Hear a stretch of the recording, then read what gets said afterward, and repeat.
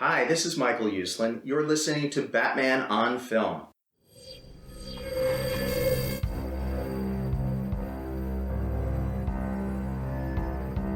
I'm vengeance. I have given a name to my pain.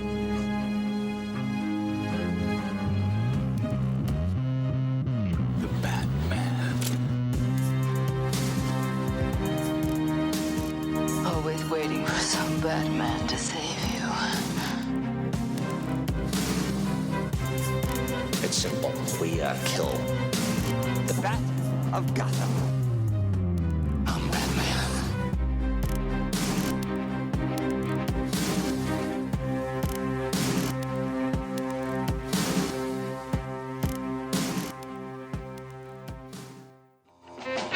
Hey now, welcome to episode number 43. This is the Cliff Harris version of the Batman on Film Social Hour. Cliff Harris, Captain Crash. Ryan, Loward, you have any idea who Cliff Harris is? He played for the Dallas Cowboys, He did. Rick Shoe. Hey, there you go. Rick wouldn't know that. No, these are history lessons. Rick wouldn't know that. So Cliff Harris was a safety for the Dallas Cowboys, played mostly in the 70s. And he went into Hall of Fame last year. Finally, went into the Pro Football Hall of Fame. Number 43, Cliff Harris, Captain Crash. So we're going to get right to it. With me today are two contributors to Batman on Film. It would be Ryan Lauer, who also is the host of the Batman Book Club podcast, which I've been on a couple times, 3 times, right? 4 Woohoo. times? Yes, sir. Yeah. Okay. 3. And Micah Ramey. Micah, explain, I want to say it right, Colony Broadcasting, right? He is the founder. Broadcasting. He's the founder. And what other title do you have for you? The main media personality of that channel? Is that fair to say? But you do it with some buddies, right? Yeah, that's fair to say. I don't know if I have an official title, president, Okay. CEO, whatever you want to say. It doesn't really matter. Yeah. All right. So we're going to get right to it. We're going to talk mostly about the Empire feature that was in Empire Magazine. Well, the Batman feature that was in Empire Magazine. It came out on the 23rd. And I think all of us here read the digital copy because I can't find it in the U.S. And Ryan looked for it this morning, you said, right? Went to a Barnes & Noble. Yep, nothing. So I ordered a copy, like I told y'all before we started, but it takes 6 to 8 weeks to get there. I ordered the digital copy and read it. So we're going to talk about that, but we're going to get a couple other quick topics to mention before we get to the meat of the podcast today. So last week, was this unexpected? Michael Keaton being in Batgirl? I don't know if I'd say unexpected because, I mean, I go to a website, batmanonfilm.com, a lot, and it's kind of pretty much been laying the breadcrumbs for this. So it wasn't unexpected, but to get it finalized is always a little bit of relief because then it is like, here it is. This is what's happening. Let's move on. So at least finally getting that announced, said, reported, whatever, like, okay, let's move on. Let's stop playing because I didn't think it was very much fun. Which Batman's it going to be in Batgirl? It was just, it doesn't matter. It's not Batman's movie. It's Batgirl's movie. So I had heard it was going to be Keaton for a while. Yeah. I know that when he signed on for the Flash, that Warner Brothers wanted him they wanted him more than just a one-off. And I had heard that, they kicked around all kind of ideas, him being like, Michael Keaton's 70 years old, but mentoring a successor or a protege. It could have been Batgirl. It could have been like a Carrie Kelly Robin. It could, Nightwing, whatever, Batman, or straight up Batman Beyond, whatever. So they're not really doing Batgirl Beyond, but they're just ripping off of the mentor and protege thing. So, Mike, are you shocked or what's your general? Because Keaton's not your Batman. No. Yeah. I'm not shocked that he's going to Yeah. be in the film. Personally, I didn't think they were going to include Batman in any way. But whenever J.K. Simmons was, announced to be involved, I'm like, oh, okay. So is Ben? There's no way Ben Affleck's coming back, right? He's already said he's out of the role. Where I'm perfectly fine with that. So I mean, it makes sense to bring Keaton in. Apparently, maybe they liked, his performance in The Flash. But one thing I don't want to just touch on what Ryan touched on. Are they leading to maybe another Keaton sequel, like solo film? Is that ever a possibility? I I wouldn't rule it out, having him. So I don't know what his deal was, but I would think maybe, I would hope so. Maybe they do a full on Batman Beyond, or they do a Dark Knight, like some kind of Dark Knight Returns type of deal, there had been talk of in the trades of him having some kind of Nick Fury type role. I don't know if I'm really completely down with that, but I'm not completely opposed to it either. I don't think they're heading toward a big team up film regardless. I think maybe he shows up and doing cameos and stuff. I don't know. But he's in Batgirl. And so whatever happens in The Flash, I hate this term, the DCEU is going to be reconfigured, and Keaton's Batman and the new reality has been Batman, I guess, for a long time. And J.K. Simmons is Gordon, was always his Gordon, not Pat Hingle. And people are like, try to act like they're all confused about it. I'm like, do you read comic books or anything? Do you ever, there's all kind of stuff where with reality gets altered, and they've had movies that are not comic book movies about that kind of stuff. So Ryan, what's your thought about that? Because I'm gonna ask you this, and it's not a negative anyway, but you were a fan of Batman versus Superman, and you were a fan of the Justice League, Zack Snyder Justice League. So does it bother you that they're altering that continuity? And of course, Zack Snyder Justice League is supposed to be, even Zack Snyder himself said it's not canon. It's its own thing, because So what's your thought about that? Quickly, some context. Back when we did the podcast review on it of you, me, Garrett, and Pete on it, I liked the movie. I liked the end of the Apocalypse looking at the Justice League, then flipping it, Justice League looking at Apocalypse, and the whole, this could be cool if this went into something. So there's my stance of, I would be there for it if they continued with this story. Knowing that I like it and I'd be okay with that, I'm not bothered in the slightest either that it's like not happening. Also, like there's a new direction. The Flash is going to change a lot of things, and that's what's weird. It's like, as much as I loved and liked what aspects of things before, I'm totally down with this too. And we have a lot of questions, but that's why we're going to go see The Flash. Yes. The Flash is going to answer those questions. It's like, it's not like, look, here's the deal. If the Snyder stuff had worked with the general audience and made Warner Brothers a bunch of money, they wouldn't be changing the continuity of live action DC on film, the ones that are connected, the Batman notwithstanding.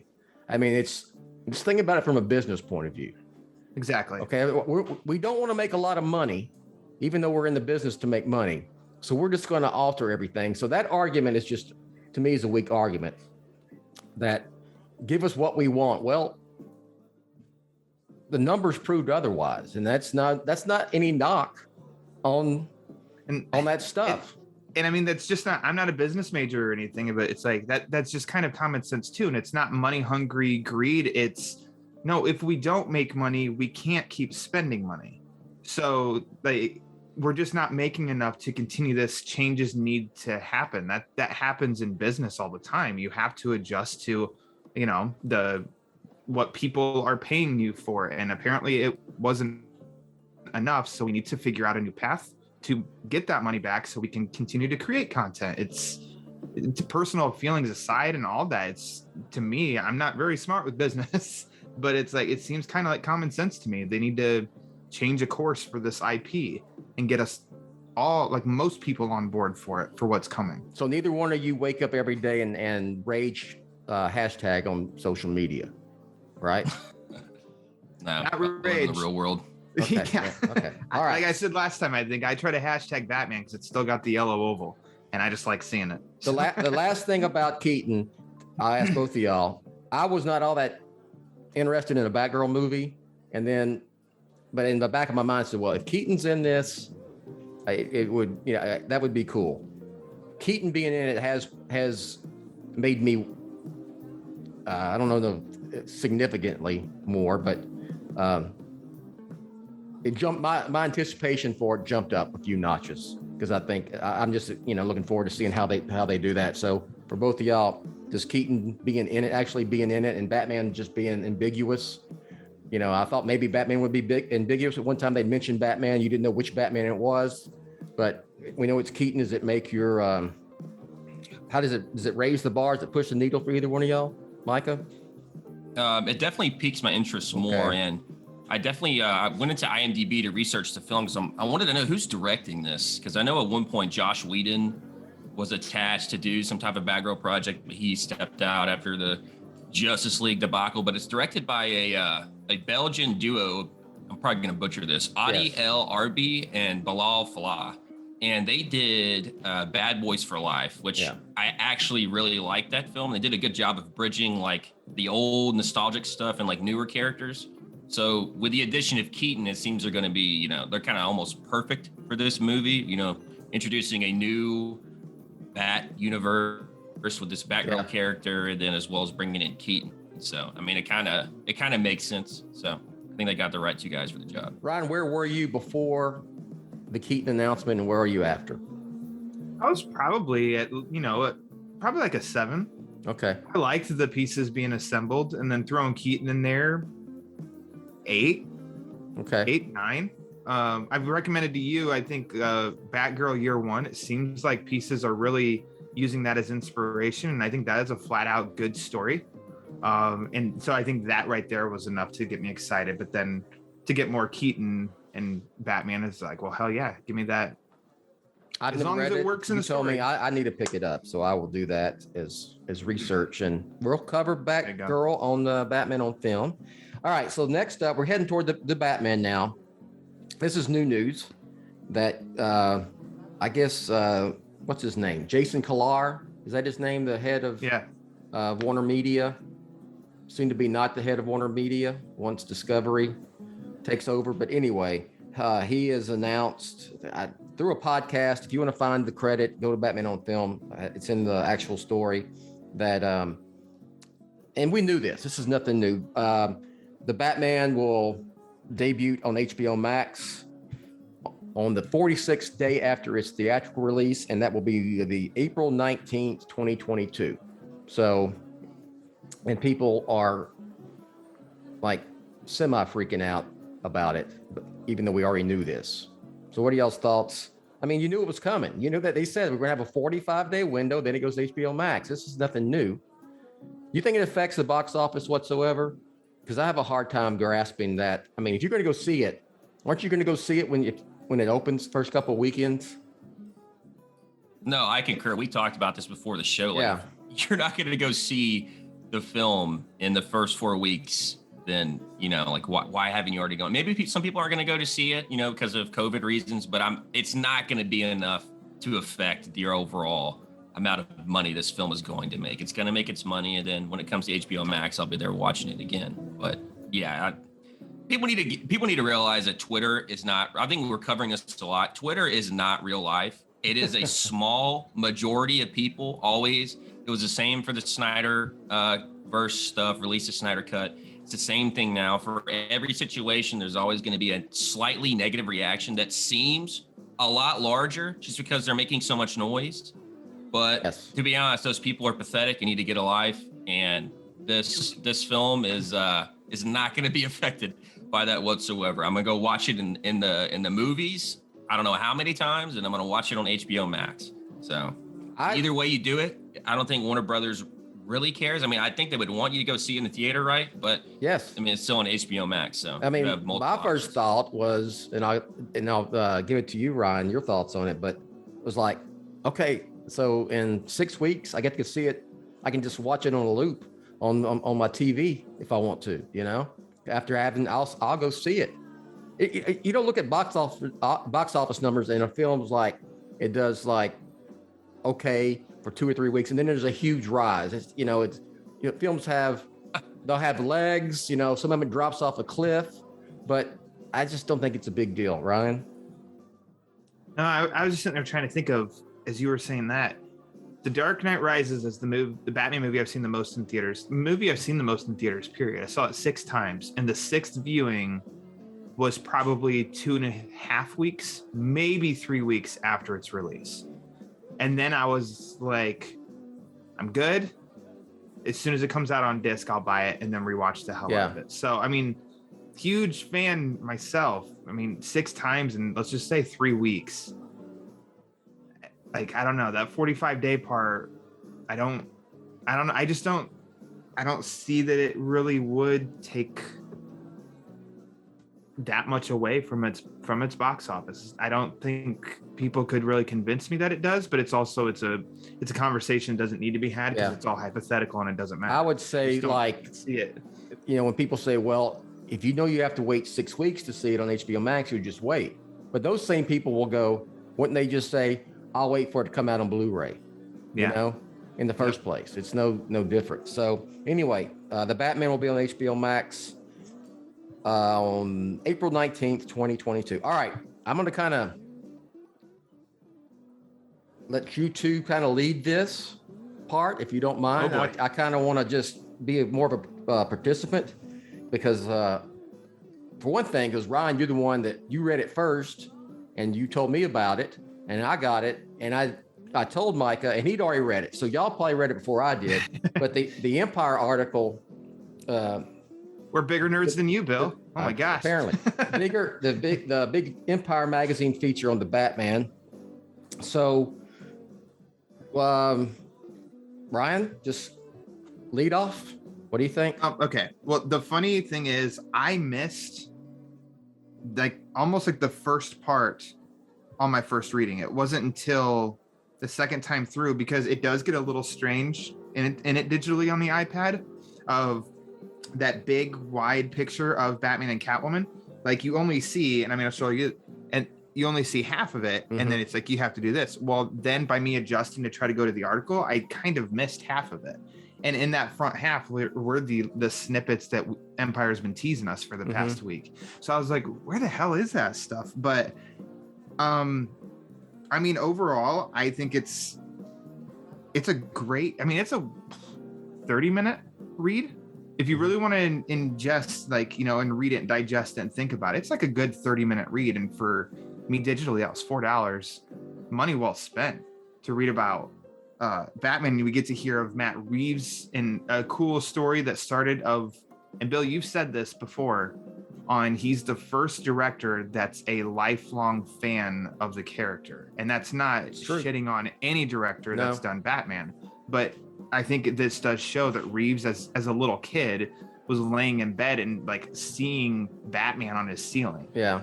And that started it. And that's just stuck with him in the Adam West series and then the comics and then, the previous movies and stuff like that. And so I think what's really cool in reading this, and this is, beginning, middle, and end of the article, is how Reeves, we just get a feel for the guy who is running the show. Yeah. The conductor of this bat train, he's all in on the character and respecting the character, trying to do something new. The producer even said, I've even told Christopher Nolan, we're coming to make the best Batman movie, period. Which, of course, that shouldn't cause concern. That should be something to celebrate, because they're really trying. And how Reeves even said, by the time this movie comes out, I'm 5 years invested on this movie. It's a grind. I think, and apologies if I misquote, but I thought he even said of something like, this is the hardest movie he's done. But he knew that going into it, of such a character taking that, you've got to bring it all. And there was never a moment that he was over it or done either. It was exciting. It was just hearing all that from him. So focusing on Reeves in the first part is what I'm thinking of. I think that we're in really good hands of what we're gonna see in 2 months, because this guy is like he dove in head first, and he's in it. He's in the Batman universe. I get him because he and I are contemporaries. He's just 2 or 3 years younger than me, so he came up a Batman fan probably the same way I did. You know, the 60s series, and then get into the comics in the in the 70s, which were much different and darker.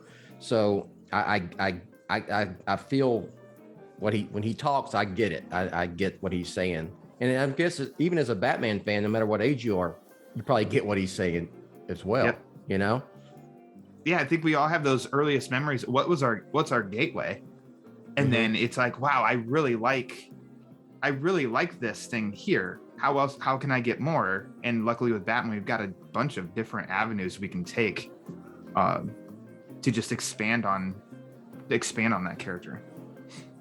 Micah, what do you think? I'm gonna try my best not to echo what you guys said, but it's gonna be a lot of that. I also want to say Ryan is actually the guy that hooked me up with the article. I was at work the other day. I had some time on my hands, and I saw him tweet out like, "Oh, I'm reading this right now." I'm like, "That son of a bitch!" So I messaged him. I was like, "Hey, dude, how did you get this?" So that's what I spent doing at work for a little bit. But thanks, Ryan. You did for both of us, both Rameys. Yeah, you hooked us up. I tried. Yeah. I wonder, with it being in London, of being ahead of I wonder if on Thursday at midnight London time this becomes available. And I think it was like 8 o'clock Eastern. And I'm like, I'm gonna check this shit out. And sure enough, there it was by $3.99. I'm like, oh my god, I gotta tell everybody. It's like that. You know what? You know what image popped in my head when you said that is like, you know, those memes where the couple are laying in bed and he's turned over and she's going, is he thinking about other women? And the guy's going, you know, Batman this, and, you know, thinking about superhero movies and stuff. It's like Ryan going, where if that Batman article is already out in the Empire? That's accurate. I've told my fiance that all the time, and she knows by now. She's like, no, I would gamble all my money. Ryan is thinking about Batman, not another woman. like, yep, it's true. All right. I didn't mean to interrupt. Go ahead, Mike. No, it's good. No, you're fine. I just think there's a lot of really cool connections made in that first page of the article. Like, it opens like a short story, essentially. Like, it doesn't even feel like an article. It's like describing in detail when he was 4 and he's really sick, and he just looks up at the ceiling and sees Batman, not a shadow. He sees Batman, and he remembers that vividly at 4.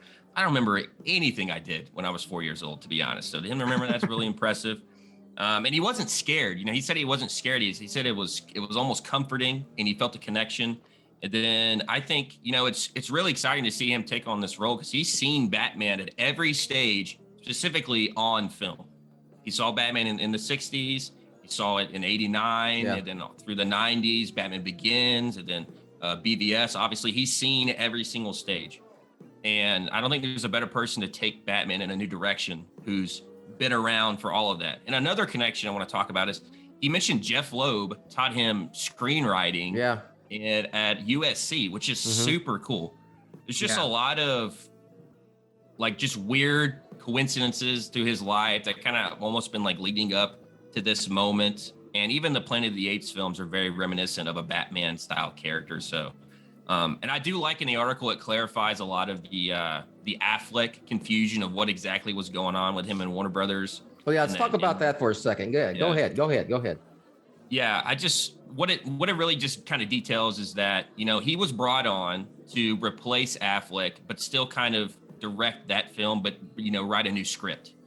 And then whenever Affleck decided to step down, he pitched to Warner Brothers like, hey, if he's gone, I kind of want to do like my own thing. They greenlit it, and the rest is history from there. So it wasn't like, you know, he came on and went behind, you know, Affleck's back, tried to get him out of the role so he could do what he wanted. It was all very cordial.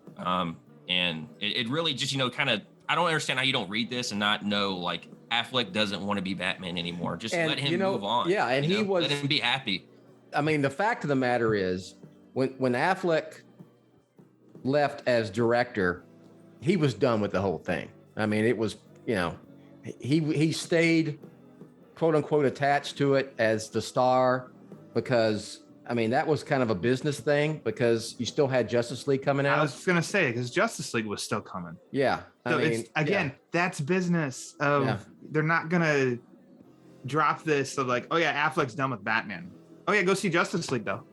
Yeah. Like, that just doesn't make sense. No. So yeah, of course people aren't going to believe it. The ones who want to hold on to the, the nonsense. But I mean, that's just the way it was. I mean, Affleck was gone and Matt Reeves was still working on the last Planet of the Apes movie when he got hired. So he was kind of not really even involved in it during that, 2017 transition period. And but yeah, so I thought it was worded very well in here. Yeah. Because so many of us reading this stuff on Twitter or forming our own opinions when in reality so 99.9% of us, like, we were not in the room. We don't know what really happened. To me, it just kind of feels like when Reeves came aboard, then he walked away, then Warner Brothers reeled him back in, was Affleck's done, period. Reeves is going to do something new and different, but they need time and space before they can make that public. Yeah. That's just kind of, to me, how it felt, period. Yes. And I think this is worded very respectfully to not try and stir drama, but it does it does I think as Micah just said too, this kind of puts a period at the end of the sentence. Turn the page. Like, Reeves was doing this, new direction. Affleck wasn't. It's done. Let's move on. Let's focus on the Batman now. In which I'm all for that. Because it would have been hard in Reeves' position to come in. Yeah, and Affleck's like, I'm not directing it, but I'm still going to star. I still wrote it. I'm still a producer. Well, then, from Reeves' angle, why would he be like, well, I'm kind of chained to something else? He said, Reeves told Warner Brothers and Affleck that he wanted a personal aspect to the film and didn't want it to connect to any of the DC EU stuff. He wanted it to be its own thing. And, we talked about, during that transition year of 2017, everything got out of the way that needed to get out of the way, Justice League. And, Affleck was able to just bow out. And look, not people are upset, about him not coming back. Not everybody gets to he gets his cool way to segue out of the role in The Flash. Not everyone gets that in anything. You get that, whether it be movies or whatever, sports or just in life in general. So I'm glad he gets that. And if you like Ben Affleck as Batman, you can watch Batman v Superman, you can watch Justice League 17, you can watch Zack Snyder Justice League, and then you can watch The Flash. So it's still there. And I think the fact it feels like it was his choice and he got to do this. He agreed to it. He wasn't binded to it. This was all his choice. I mean, thoughts or not on the epilogue scene in Zack Snyder's Justice League. I mean, Affleck's choice. He wanted to do a favor for a friend. Like, this is him choosing to do it. It's not obligation. So for him to strictly say his words, a cool way to segue out of the character is very like swan song for him. Cool. Okay, Micah's gonna like back this to the one. Batman. I want to what about the Kurt Cobain inspiration for Bruce Wayne in this movie? It's super badass, and it makes a lot of sense whenever you look at the trailers. And I know a lot of people have a lot of confusion and kind of frustration with how Bruce Wayne looks in the film, but after you see that connection, and then like with the first teaser trailer, you had a rendition of Something in the Way, which Reeves talks about he was listening to in the background while writing the script. So this was very early on. He didn't just, what's a popular rock song from back in the day? Oh, people like Nirvana. Let's throw that in the trailer. No, this is at the core of the film itself. Like, the main protagonist resembles a lot of the psychology of Kurt Cobain whenever he was, you know, in those dark places. And he referenced the film Last Days, which is like a, you know, kind of take on the Kurt Cobain character, but not, you know, an accurate depiction, not a biopic.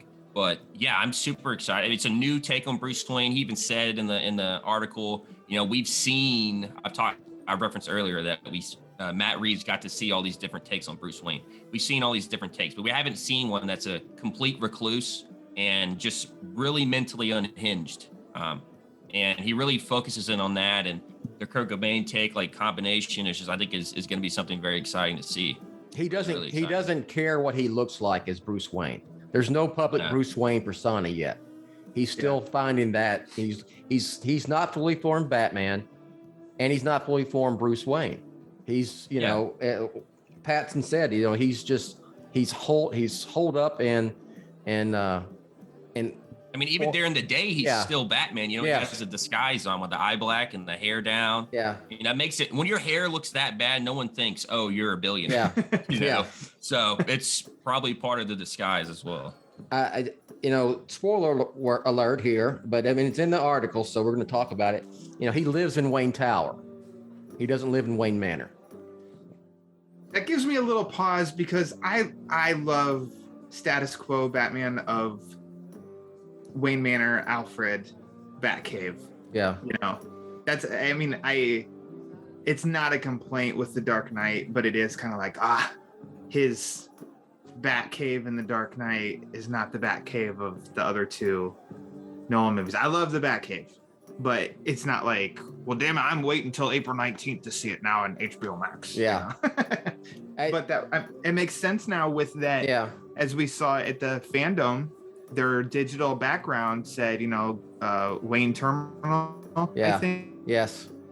Yeah. And I think that makes sense too. If we go back and watch, isn't that part of that? Even one of the Lego sets. Yeah, that's what I say. Isn't it part of the Lego set? You know. Yeah. So he's in Wayne Tower. He's going down to the Batcave, which is, you know, looks like an abandoned subway tunnel or, you know, some kind of transportation area.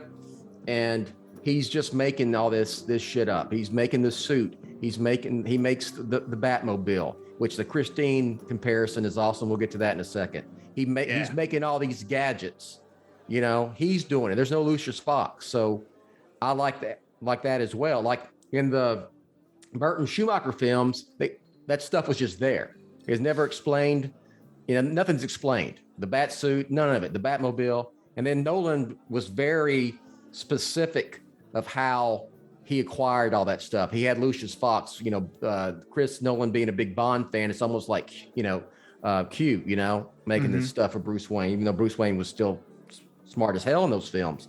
So I like the take. And, you know, I would say, Ryan, I would say to you, when you say that, I like you got to do something a little, I know they did it in Dark Knight, you know, but it was temporary, you know, by the time Rises comes, he's back in Wayne Manor. But as someone, the you know, those first comics I read was in the late 60s, early 70s, 69, 70, where they sent Robin's ass off to college, and Batman in the comics, they returned him to his dark and dark roots and serious roots, and he moved to Wayne Tower. He shut down the Batcave. Seal up the cave, Alfred. We know the cover. Batman 215. Yes. And so to me, I like that stuff because I in the 70s, he lived in Wayne Tower for a good chunk, and I kind of always liked that aspect. And so it doesn't bother me either. You know, I like the Batcave. My thing with the Batcave was always like, doesn't it get bat crap all over all that stuff? Guano. Yeah. So, well, I think as I've said from the get-go, even then talking on all things BOF, was this gives him some place to go. Maybe at the end of the Batman, his personal journey or whatever it's time for me to go back home, and we see a shot of Wayne Manor. I don't know, something like that, and that could end us all with like Rush. So he kicks something like. So he kicks all those orphans that kicks their asses out and sends them to the streets and goes back to Wayne Manor. Maybe I built you a new one. Yeah, maybe he built a big orphanage. So Built you a new one. yeah, so we got that. Oh, he wanted to, Reeves said he wanted to focus on the world's greatest detective aspect. So I don't think any of us can argue against that. yeah, Everything we've seen. No. Yep, we're getting the world's greatest detective. there's been he's done detective stuff in Mhm. all the films, but not the focus, right? You know? Yeah. The focus on it. No. And you can see some of the pictures they include in the article. He's working, it looks like he's working hand in hand with Gordon, you know, investigating stuff. So kind of maybe Holmes Watson type vibe there or whatever. He did, and I know the article referenced, is it Clute? Clute? I've never seen Clute, and then I've got it ready for me, but I still have never seen Chinatown. So I'm very excited to watch. Oh, those Micah's just got an as- awesome. You ever see that breakdown he did of Chinatown video? No, Oh, you gotta no, watch because it, I yeah. wanted to hold Okay. off until after I see the movie. Okay. I've got it Yeah. ready. It was one of those $4.99 Watch it. specials, so I Yeah. bought it, and then I still haven't seen it. So that'll Yeah. happen by March. Clute was one of the inspirations, and then also, the Riddler being the Zodiac killer, and I this is for the Yes. Riddler actually. It's really not, but whatever. So go ahead. So if you want to go with the Yeah. Riddler, I'm going to find it. I don't think any of us are surprised. I think before it was ever in any kind of reports, trades, anything, I think a lot of us seeing the pictures came to that conclusion too, of some Zodiac inspiration. But I really liked Paul Dano's his quick, Q&A that was included in here too. And I can't remember how he says the costume was intense. The potential do-it-yourself element was scarier to him than the more sophisticated or composed designs that we might have played with. That's kind of intriguing to me, as well as when there was a question, and where do you go? Like, where exactly do you go with the film? I'm not going to read all of it, but he just says, the Riddler by nature is about questions, puzzles, games, and he's got the upper hand in that way. And I want to keep that upper hand by not divulging too much. So, I mean, and I don't think that that's trying to be too, what's the term of an actor trying to, you'd almost get the impression they're nose up in the air, acting like an actor, like into the role. But I don't think that's him acting that way, but I think what a great response to a question of, well, the Riddler is kind of about mystery. You got to figure it out for yourself. So I don't want to spoil you and give you answers. You need to figure it out yourself. Like, I just got to feel like that was him as the Riddler answering a question a little bit.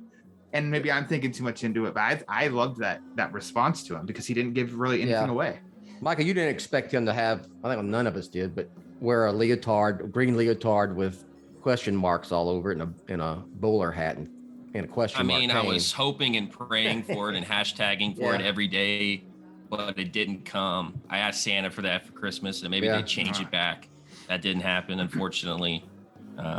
But no, I think he looks fantastic. Actually, that's my favorite photo out of all the photos. Was Paul Dano's just full body shot as a Riddler, and his eyes. You can just see how intense he looks, and a lot of the films reference Zodiac, Chinatown. Love that film, but Zodiac, there's only a few scenes where Zodiac, you see him in the full getup in the film, and they're terrifying. He's a very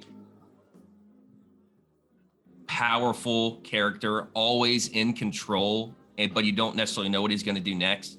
And I hope we see a lot of that with Dano. But Ryan mentioned the interview, and they asked him, "Oh, did you take inspirations from that?" And he's like, "Oh yeah, obviously, but no, I kind of just let it happen. Like whatever came to while filming, he just kind of let it come out naturally, not trying to, force to be someone else." So it's going to be a lot like that, but something new. So there's a lot of things to be excited about. What about the Bruce Alfred relationship? They mentioned in the article that it's very cold. They kind of just pass each other. Probably because I think who's playing him? Caesar. Andy Serkis. Yeah, Andy Serkis. I just had a brain fart for a second. He mentions that you know, he thinks Bruce Wayne is crazy as hell and off his rocker, but he's, you know, and you see a few shots from the you know, you're going to have nothing left if you keep doing this and whatnot. So is that relationship obviously he probably raised Bruce just like comics, I'm assuming, but I guess Bruce Wayne, I mean, he's got to be looking like, okay, what are you doing here? Well, I mean, what are you doing with this Batman thing? So what's your thought on that, Ryan? Do you need to have them to have that from the beginning? You have to have that, you know, father-son partner relationship, or is it okay for it? Well, you saw a little bit of Dark Knight Rises too, you know, when Alfred leaves. So It's comforting to have Alfred as status quo Alfred. yeah. And their relationship being what we know between Bruce and Alfred. But I mean, as I already said, it gives them someplace to go. Yes. I think we've talked on a social hour before about we're gonna root for Bruce in this movie at the beginning, but it may be kind of difficult to at times because maybe he's trying to figure things out, but the way he's acting isn't. Mm-hmm. Maybe it's not fully heroic yet, but I think that's the personal journey of he's becoming the Batman and how to deal and how to be the Batman. And Alfred, I think that's just going to be a relationship that evolves on screen for us. That's going to be different from beginning to end. And in this way, hopefully, like in a good way. What did y'all think? It sounds like it's not great at first. What did y'all think about the Penguin stuff that was in there with Colin Farrell? And he's not the Penguin completely yet, and he is the Fredo reference from The Godfather. He's kind of a riffing off of Fredo. What's your thoughts on that, Micah and Ryan? With the Fredo reference, that kind of makes me think of maybe the Penguin's relationship with Falcone. You know, Fredo and The Godfather kind of had that relationship, but then his character, not going to spoil, you know, that movie's like 50,000 years old, what happens. So maybe where that goes. But that shot with him just leaning back in that chair with that purple suit on, that looks awesome. That's my second favorite one out of all the shots. That one looked awesome.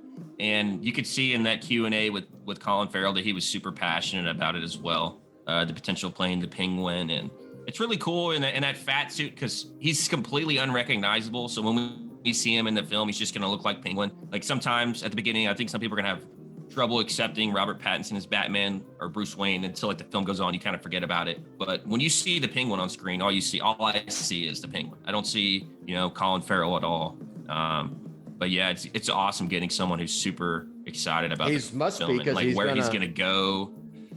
Yeah, and we're getting the HBO miniseries as well. So yeah, it's awesome, and there's just tons of references to films that I love. Yeah, and it just gets me super hyped for it. You think the Penguin, this Penguin series, and I'm asking this to both of y'all, the Penguin series on HBO Max, is that going to be after the Batman, where it says it's kind of him?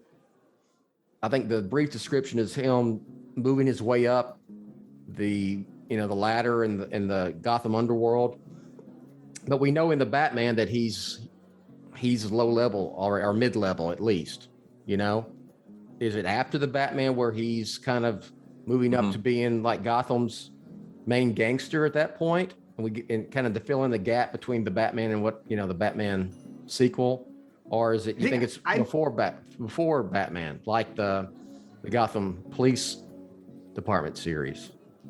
So I think that's tough to answer. I'd prefer the fill in the gap between this and hopefully the next movie that he's in to see his real rise, because I'm not as interested of birth to how we see him in the Batman, but also I feel like that would be the route that it would go. We see that tendency a lot, but then also like you just said, the GCPD series is before the Batman. So do you really want two series in the same universe that are like kind of origin or prequels? And that's Peter Vera pointed that out to me. I'm of the mind now that it's going to be after the Batman. Cool. Yeah, That's what I prefer. Yeah, that's what I think. So, anything else? Can I? Yeah, go I ahead. say I love. Sure. Well, I think Colin Farrell's great. Anyway, he's not an a-hole, but he's honest and kind of blunt in his. If you watch interviews with him and stuff, and he just seems he's very genuine. But it's like he's telling you the truth. This is what I think. This is what I feel. And so I loved the question about him in the prosthetics for it, and how Reeve, because he was doing a TV series. I haven't seen it yet. It's called the Northwater, where he's a little heavier, and that's legit him.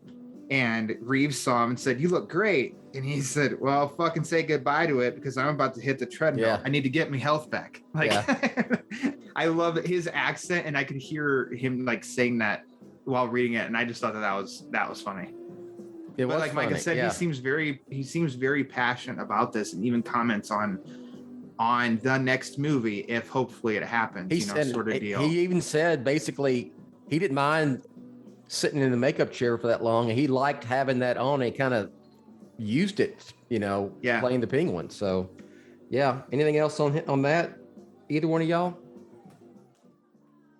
All right. Good. What am I missing here? Y'all I help don't me have out anything here. else on the penguin, but the only thing missing is Catwoman and Zoe Yes. Kravitz's little Q&A. Okay.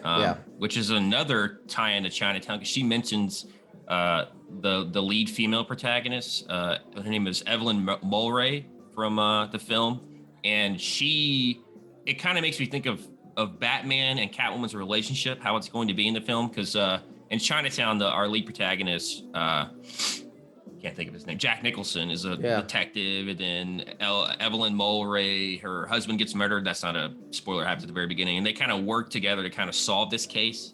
And she has some things that she wants, some goals she wants to happen, and then Jack Nicholson at the same time has things he wants to get done. And she mentions that in the article that Batman has objectives. So does Catwoman. They're kind of just, they don't know if they're using each other or legitimately trusting each other. So it's that relationship's going to be really cool to see, because in Chinatown it's and badass. she wasn't fully formed Catwoman yet, and she works in a club.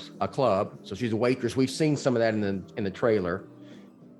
I think it's Iceberg Lounge. Is there an Iceberg Lounge yet? I wonder, Ryan, or is he not big enough yet to have the Iceberg Lounge? I don't think it's the Iceberg Lounge yet, but we will get one. Okay. Very My good. guess. I know nothing. Yeah. And she's trying to find someone, she mentioned. So little small spoiler there, probably, looking for someone. I know you reported the cat studying cat fighting, and that is a headline I know could kind of seem like what, but then her explanation on it is, and I think you included this too, of it makes sense because look at the size between her and anybody she's probably going to fight.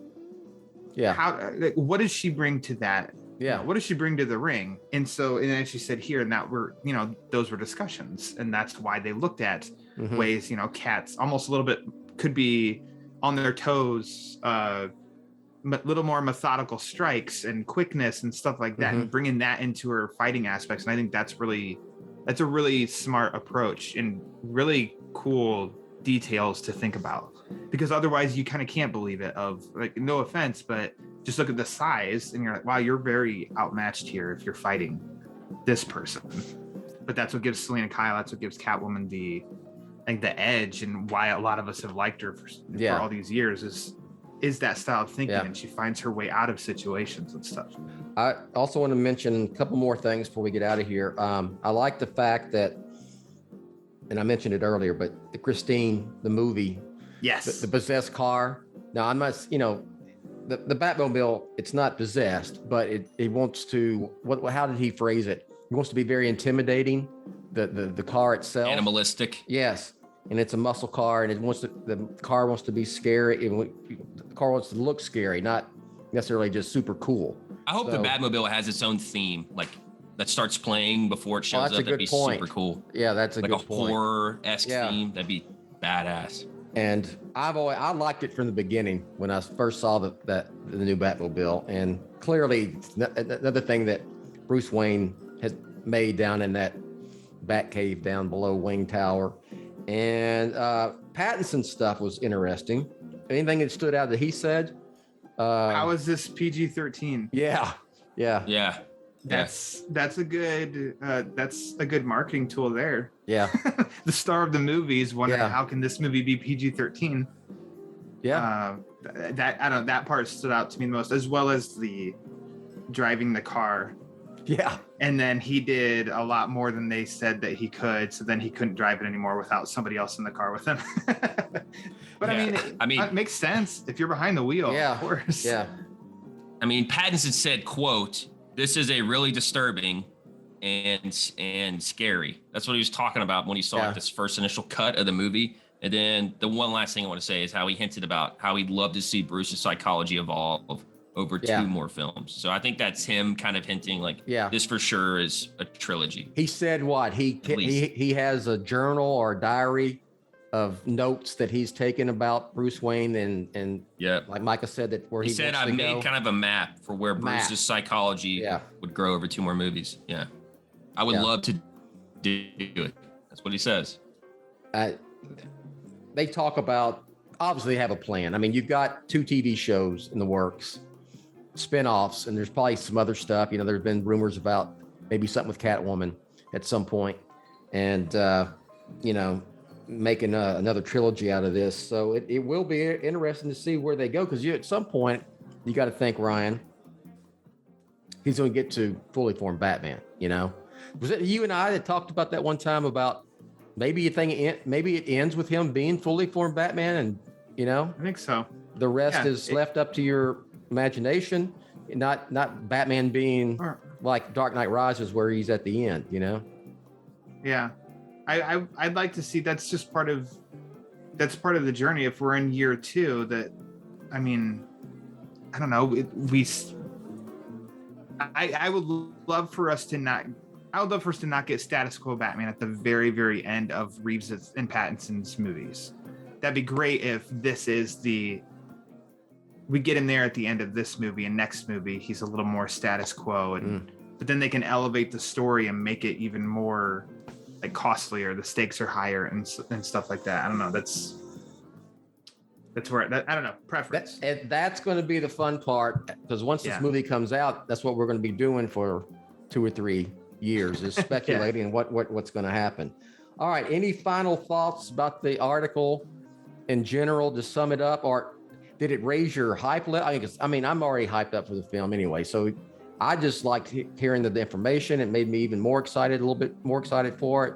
Hell, I don't need anything else myself. Just get me to the movie, you know? So Micah, any final thoughts on the article and all that stuff? No, I concur. I don't think I could get any more hyped for this. I don't need anything else. I don't need our Empire Article 2. I don't need another trailer. I don't need another TV spot. Like, I'm there, like, for the film.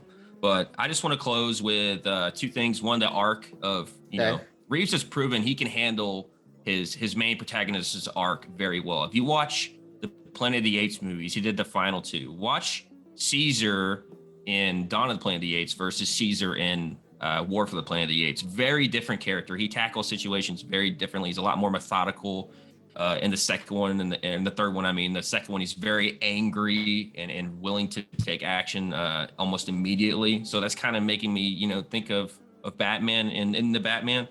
But I want to close with how Reeves closed the article, which I think it got me very excited. It's just a small snippet. Okay. He talks about how he's never been on a project this long, blah, blah, blah, blah, blah. But he says, these movies are too hard to make. They take too much out of you. So it has to be deeply embedded in you.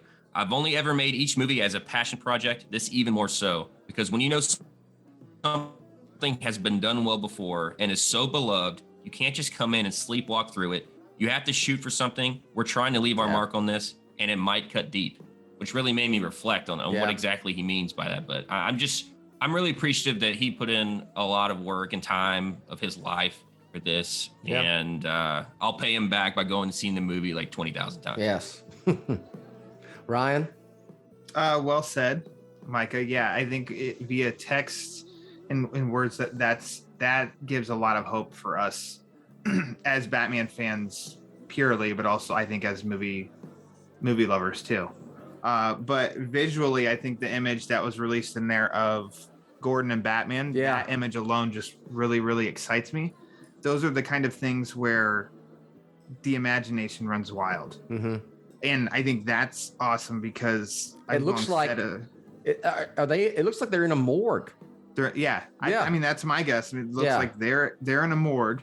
It looks almost like my assumption would be a puzzle from Riddler's Left There, but it looks a little bit like the Saw movies. I don't know if you ever saw any of those, Bill, but like a contraption from that.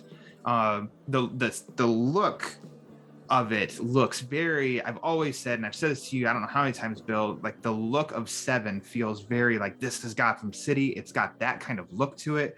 And then you've got Gordon and Batman together, and they're in shadow, which is also really cool. But it's like you've got their relationship, they're working to solve something. I just think like this image just, I love this. I always say on I always say favorite panel for my podcast, but and the ones I always choose are ones where I don't need context, just looking at it and the imagination kind of goes wild. And I feel like that's what this one image does here. And it just seems really, really, this is really different than Batman live action we've seen before. And that's not putting anybody above anybody else. It's just, this is something new, but still different. And it's very exciting just looking at this. And then it'll be awesome March 3rd, after I see it, to come back and look at this article and the images and put like, oh, that was that part, that was that part, and that was that part. Well, they make a point in the article that it is something different. I mean, if you're following Nolan, you're following Burton, you're following, Adam West, the Schumacher films, you've got to, and Ben Affleck stuff, you've got to do something different, and you really want to.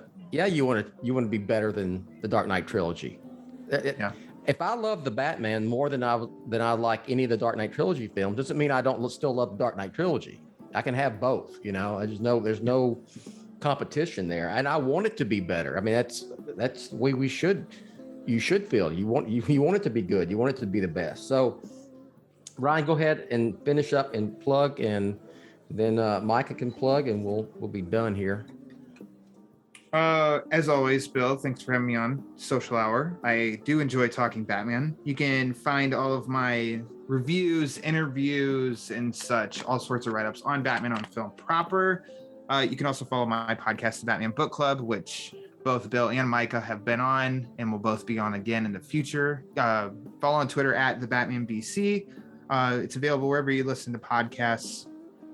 Latest episode was the holiday special, that comic Batman Adventures holiday special, which was the inspiration for the Holiday Nights animated episode that everybody knows and loves. And the next one, probably dropping this, I think Friday, will be with Peter Vera himself doing the monthly wrap-up shows. The wrap-up, okay. There we go. All right, Micah? Yeah, appreciate having me on. You can find me on YouTube on Colony Broadcasting. That simple. I'm going to be working on some more videos, specifically talking about Robert Pattinson's acting journey. I'm like finally settled in my hotel here in San Antonio. You guys can see the new background. So the next film's gonna be The Rover. I'll be doing that tomorrow. Should be out later this week. So. All right, very good. All right, you can just find me on Batman on Film. Just go there.